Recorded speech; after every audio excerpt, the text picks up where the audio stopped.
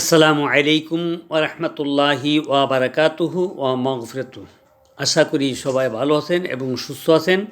ভালো থাকা আর সুস্থ থাকাই আমার কামনা।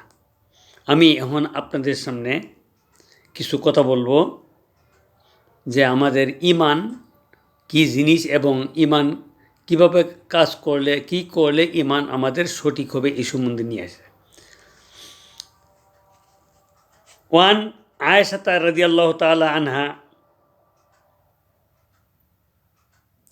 قالت قال رسول الله صلى الله عليه وسلم الإيمان بال الإيمان بالله والإقرار باللسان وتصديق بالقلب وعمل في الأركان।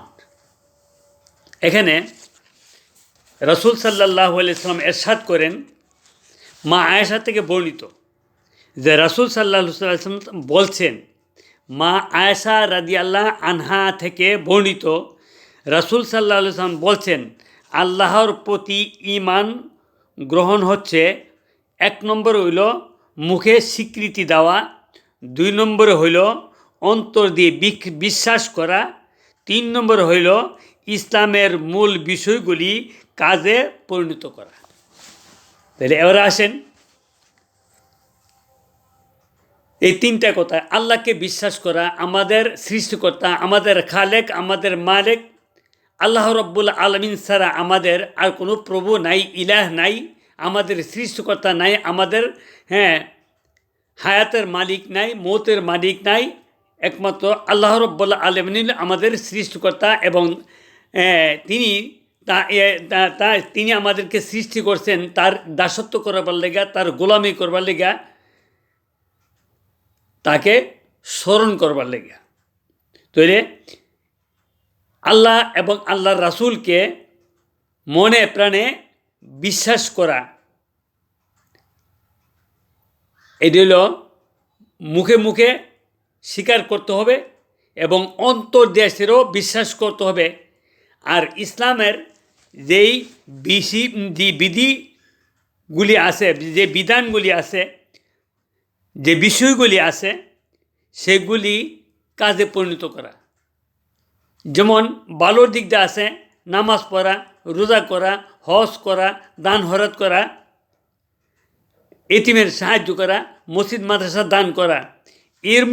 ভাবে আবার অন্যদিকে আছে গুনার কাজ, গান বাজনা, নামাজ না পড়া, রোজা না করা, পাপের কাজ করা, আরও বিভিন্ন ধরনের গুনার কাজ করা। তাইলে আল্লাহ রাব্বুল আলামিন আমাদেরকে যেগুলি করার জন্য আদেশ করছে, হুকুম করছে, এগুলি আমরা পালন করব।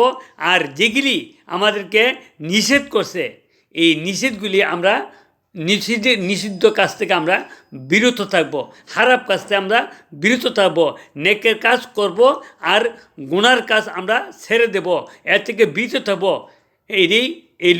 এই ধরনের। তাহলে এক নম্বরে আমরা পাইলাম শুধু মুখে মুখে বললেই কিন্তু ইমানদার হইল না, মুখে বলতে হবে এবং এই কথাটা যে অন্তর বিশ্বাস করা, আল্লাহ যে আছে, আল্লাহকে ভয় করা এবং আল্লাহকে মহব্বত করা, আল্লাহর সাথে আল্লাহর পরপরই আমার প্রিয় নবী হজরত মুহাম্মদ সাল্লাল্লাহু আলাইহি সাল্লামের তার অনুসরণ করা, তার কথাগুলি মেনে চলা।